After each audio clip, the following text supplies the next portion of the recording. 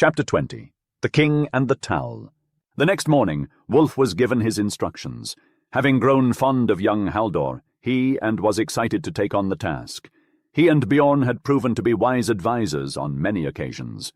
Later that day, Sigurd and Leofric went hunting with King Harold, and they did not return until well after nightfall. As they arrived at the castle, they saw the courtyard lit up with torches. "What is this? What is all this noise?" King Harold yelled as he quickly dismounted and walked over. Ulf, a grey-haired old seneschal, met him. "My lord, Lady Freya of Vendland has vanished without a trace. We have searched the entire castle and town, but there is no sign of her." The king was furious and turned his anger towards Sigurd, accusing him of being a traitor. Sigurd calmly responded that he had been with the king all day and could not have had anything to do with Lady Freya's disappearance.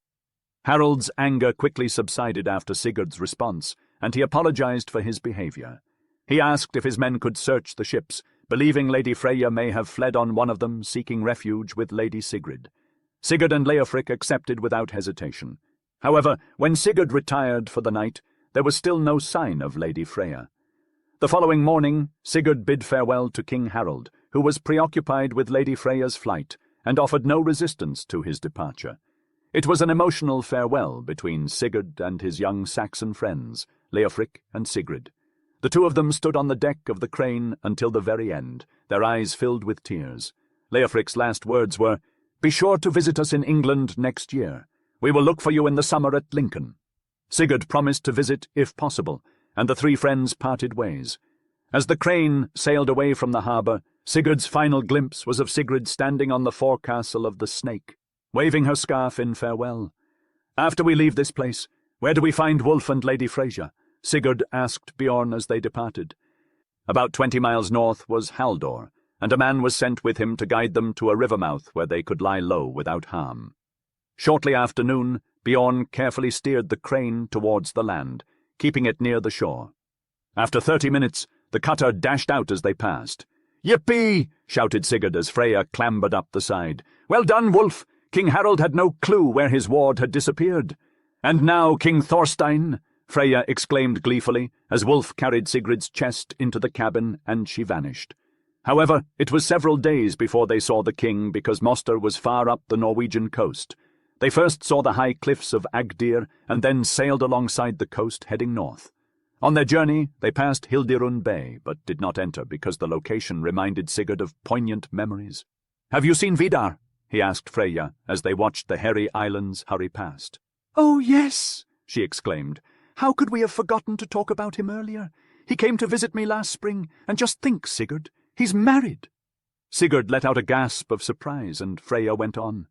"Yes, he wedded a girl in Norway and brought her back to Denmark. On his return he wanted nothing to do with Haldor Sigvald, calling him a coward and a traitor. Haldor is now staying put in Jomsborg.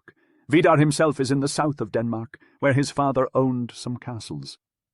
Sigurd was taken aback to learn that his cousin was married, and he pledged to visit him after Thorstein's mission was accomplished. They reached Moster the following day, and before they found the fishing village, they saw Thorstein's 4 ships, which had arrived a few days ahead. Thorstein was overjoyed to have Freya back.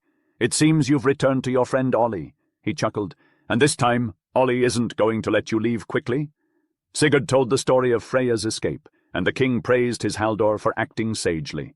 "If Harold had caught us at this time, fair hair, it would have been curtains for us. As it stands, you did right by getting the girl away without dispute, and I am glad that you did." Thorstein had stopped at Moster for a couple of days, and upon his arrival he had already laid out a spot on the ground, given Thangbrand an ample amount of resources, and left him there to construct the first-ever church in Norway.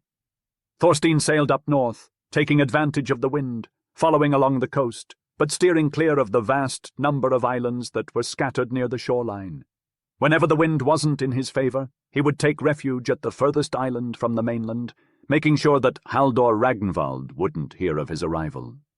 When evening neared, they finally arrived at Agdenes, located at the entrance of the Firth of Hlidskjalf. When the ship was anchored and the awnings put up, King Thorstein paid a visit to the crane. "Now, Sigurd," the king said, "I'm seeking your advice. Thorir Klakka is aboard my ship, and as you know, my brothers had exposed his plans when he tried to bribe them. Well, Haldor Ragnvald's men are lurking in the nearby forest, awaiting our arrival. Thorir is going to take me to the shore, pretending to have a plan of action, and that's where I might be killed. I'd like to hear your take on this." After pondering for a while, Sigurd responded, "It seems to me, Thorstein, that it would be suitable for the traitor to fall into his own trap. Tonight, let's send 20 of our men to the shore to hide, and when Ragnvald's men appear, let our men charge them and drive them out. Afterward, we'll execute Thorir." "That's an excellent plan," the king replied. "I don't desire to take a person's life, but culprits like this need to be punished, and death is the most fitting penalty for treason. So be it." The next morning, Sigurd, who was watching from the crane, saw Thorir and the king walking alone to the shore. They strolled along the coastline, and then Thorir signalled with his glove. In a matter of moments, a group of men emerged from the woods. However, more men arose from the nearby boulders along the shore, causing the first group to flee. 2 of the fleeing men fell upon Thorir as the king watched on, and the disloyal man met his demise. After that, Thorstein walked down to the water and called out to Sigurd to come ashore, which the young Haldor promptly did. "Fair hair," Thorstein called out, "let us go and seek news of Haldor Ragnvald. We must catch up to him soon if he is in Hlidskjalf before these men spread word of our arrival." They climbed up the hill, leaving their men behind, and soon stumbled upon a quaint farmhouse. Behind the house was a small pasture where a few cows lazily grazed. As they neared the door, an old woman appeared inside. "Good day, kind dame," Thorstein greeted her. "Might we trouble you for a drink of fresh milk? We are travellers and will gladly pay for what we take." "Of course, my friends," the woman replied warmly. "Come in and I will fetch some for you." While the woman was out of sight, Thorstein and Sigurd washed their hands at the well. Once inside, the king dried his hands with a nearby towel when the woman returned and snatched it from his grasp. "You must not have been brought up with manners," she scolded. "Do you not know to use only what you need?" Thorstein replied calmly, "I suppose I shall rise so high that I can dry my hands in the middle of the towel." Sigurd could not hold back his laughter, causing the woman to glare at him.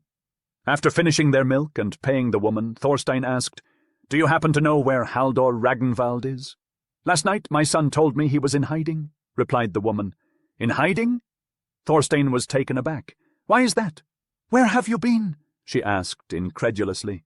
"Ragnvald has become so cruel and tyrannical lately that no one can bear his rule.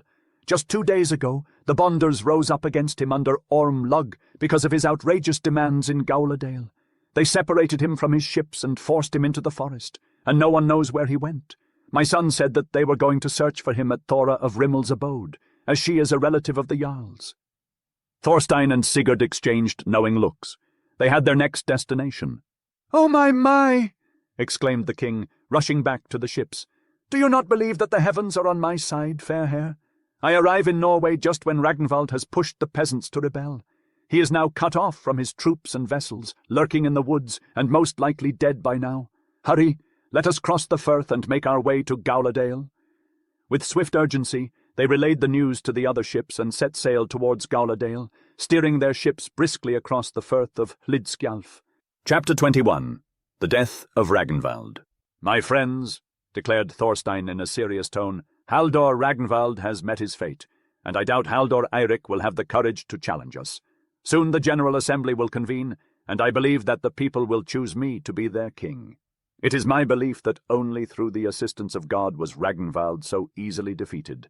Additionally, the time has come for Norway to abandon idolatry and pagan beliefs in order to accept the holy truth." "You have come with me from Ireland," Thorstein reminded his companions, "and I implore you to consider giving your lives, if need be, to spread the word of God." "Aye," cheered the crowd, and following a council, they decided that their first action would be to eradicate the worship of Thor and Odin in the grand temple in Hlidskjalf. Sigurd reminisced about his experience with Vidar in that temple, and the thought of replacing Thor's golden statue with the cross filled him with exhilaration. The king's words had stirred a fire within the hearts of everyone present, and Bishop Sigurd spoke passionately in support of Thorstein's intentions. For the next few weeks they remained at Ladi, with Freya settling into the large farmhouse. There was little to do except sit tight until the Bonders gathered for the General Assembly. For this reason, Thorstein delayed the dismantling of the great temple to Odin in Ladi. It was unwise to anger the Bonders before he had been elected. Regardless, he was confident of election. Most of the powerful individuals in the region had come to Ladi and met with him. His attractive physique and regal bearing had left a strong impression, and his reputation as a noteworthy warrior did not hurt his chances. Eventually, word arrived that delegates from all 8 areas of Norway had convened at Hlidskjalf at the mouth of the Firth. Thorstein and his troops set off in that direction. With his previous interactions with key figures around the country, he believed that his election as king was almost a certainty. Thorstein was known for his chivalrous figure, and his status as one of the top warriors of his generation only sealed the deal. The party, including Thorstein, Sigurd, and Freyja, arrived at Hlidskjalf and were given luxurious accommodations in the palace of Halldor Ragnvald. 2 days later they made their way to the assembly, where a massive crowd had gathered from the entire Hlidskjalf district. Once the assembly had been established, King Thorstein rose to his feet. His red-gold hair whipped in the wind, the sun casting a golden sheen on his armor and scarlet cloak. "I have offered myself to be king over you," Thorstein proclaimed. "You must expect the wrath of Halldor Eirik for the attack on his father, unless you acquire protection. On the other hand, I am tasked with the challenge of regaining my father's kingdom after being absent for so long." Thorstein proceeded to provide a brief account of his life and adventures, starting from his childhood up until his discovery of Thorir Klakka's deceit. He spoke of his journey to Norway and the death of Ragnvald, concluding with a bold statement: "I believe there is no man in Norway with more legal right and descent than I to the crown, but I need to be made king by you, the assembly of the people. If you do so, I will protect you and govern you in accordance with Norway's ancient laws." The tale of Thorstein's exile and suffering moved the people deeply, and they were already leaning in his favor. As he took his seat, half of the delegates rose to their feet. "Skål, Thorstein Tryggvason! Skål! We want you to be our king and nobody else! Skål!" Blaring horns mixed with cheers as Sigurd flapped his ensign in the breeze. A quick silence followed the sight of the cross, but it was brief. The people quickly resumed their shouts, which reverberated through the bay and the town and echoed back from the hills. "Skål to King Thorstein! Skål!" Chapter 22. The Sacrifice to Thor. And so it was that Thorstein Tryggvason, proclaimed king over all of Norway, took the reins of the land in accordance with ancient laws. The officers of the people ceded the rule to him, while the Bonder people swore an oath of fidelity, promising to support him in his quest to conquer the entire kingdom and defend it against invaders. Thorstein, for his part, pledged to respect the laws and the rights of the people. As the day wore on, Sigurd and Freyja, witnesses to the coronation, returned to the hall, but Thorstein was nowhere to be seen. For days he was busy garnering the support of various leaders who had rallied to his cause, gathering men and dispatching messengers throughout Norway to spread the news of his election. Soon after, word reached them that the levies were no longer required. Halldor Eirik and Harald, his brother, had already fled to Sweden upon hearing of their father's passing. With the whole country now under Thorstein's reign, the people welcomed the return of the royal line of rulers with open arms, bidding farewell to the ousted Ragnvald, who was now known as Ragnvald the Bad. Despite his eagerness to spread the gospel among his people, Thorstein's namesake, the bishop and other leaders warned him that he must solidify his hold on the country first, for they foresaw that his intention to overturn the old faith would trigger chaos and uprisings. Nevertheless, the king relented somewhat, refusing to inhabit Hlidskjalf, where the great temple of Thor was located, and instead establishing a separate town, Nidaros, just a few miles away. And so the fall and early winter slipped by. However, rumors soon began to surface that Thorstein was not a follower of the old gods, and serious disruptions erupted throughout the land. The Bonders grew increasingly disenchanted with the new king's unorthodox beliefs, distancing themselves from him. Then, one day, reports surfaced that numerous gatherings of Bonders had been held at massive temples, with solemn sacrifices to the old gods. There, they vowed that they would not permit Thorstein to bring the White Christ to Norway. All saw that action was necessary to protect the kingdom. The heart of the land was in the Hlidskjalf area, where the population was densest and where the capital was. Thorstein knew that if he could establish Christianity here, the rest of Norway would likely follow suit. Thus he called for another general assembly at Frosta, near the capital.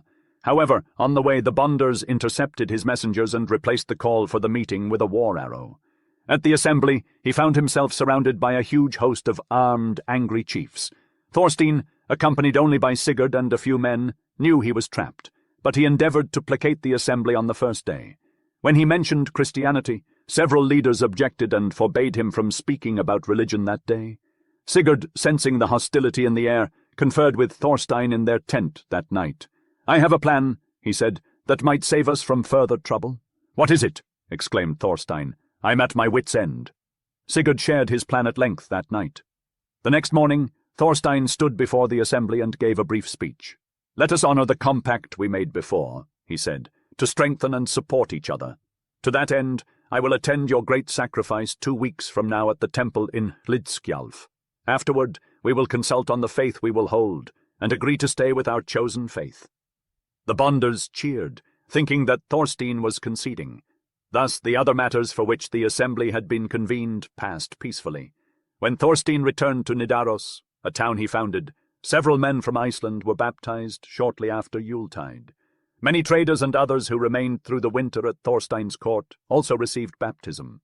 For 2 weeks straight, Sigurd and the king worked tirelessly to perfect their plan. The bonders' primary opponent of Christianity was a fierce chief named Ironbeard, who also acted as the priest at Mori, a nearby town located near Hlidskjalf. Their plan was to destroy all forms of resistance to Christianity in the district at the winter sacrifice, taking place in the great temple in Moeri. Invitations were sent to all chiefs of the bonders for a feast that would occur at Nidaros 3 days before the winter sacrifice. Sigurd extended invitations to the most influential leaders from the Hlidskjalf districts, and all had accepted, except for Ironbeard and a few others. On the scheduled morning, the invited chiefs flocked into town, on foot, horseback, and skis. Many voyaged over the ice from across the bay. By the following morning, the new city was swarming with men, each chief bringing a troop with him. Early in the morning, Thorstein and his court attended a church service at the new church, with all of the visitors refusing to witness the event. Immediately after, Sigurd led a group of 50 men to the harbour. There they wore skates, and a young chap named Halldor led them to Ladi, which was only a mere 3 miles away across the ice, though more on foot. After taking off their skates, Sigurd and his troops travelled from the shore up to the temple on a hill. Nudging his axe, Sigurd struck the door. Within 5 minutes the entrance broke down while the few priests who resided nearby watched on hopelessly. Sigurd and his men collected all of the idols, created a display out of them, and set them on fire. It was a demonstration to show the beholding priests and bonders that their gods lacked strength. Following this, the valuables inside the temple were removed, and the temple itself was set ablaze. Once done, Sigurd and his men then formed a cross out of a pair of wooden beams and erected it in the snow atop the ruins of the idols. Then, as the bonders quickly gathered in large numbers, Sigurd strode forth to speak. "Companions, we are present by order of the king. Today you have all witnessed the powerlessness of your gods compared to the real God. Your leaders are presently in Nidaros, but they will return as Christian men and not heathens any more." Sigurd and his band of warriors sailed back into Nidaros, their boat weighed down with the plunder they had taken from the temple. As they approached the harbour mouth, a man appeared before them, announcing that the king had called an urgent assembly, and that they must hurry to the palace. Without delay, Sigurd raced to the palace, instructing his men to wait outside until he signalled them with his horn. Once inside, he joined the scores of great leaders gathered there, just as the assembly was beginning. King Thorstein stood at the head of the room, his gaze stern as he addressed the assembled chiefs and bonders. He reminded them that they had chosen him to be their king, and had given him the realm of Norway. However, he also recounted how, at a recent General Assembly, many of them had refused to hear him preach the gospel of Christ, forcing him to appease them with promises of attending the winter sacrifice. "I have shamed false gods throughout the land, burning their temples and images to make way for the cross of the true God," Thorstein said. "But I cannot ignore the oath I made to you all at that assembly, and so I propose to offer the greatest sacrifice of all, human life." The room buzzed with excitement at the thought of such a momentous offering, but their joy was short-lived. Thorstein went on to say that he did not believe slaves or criminals should be offered to the gods.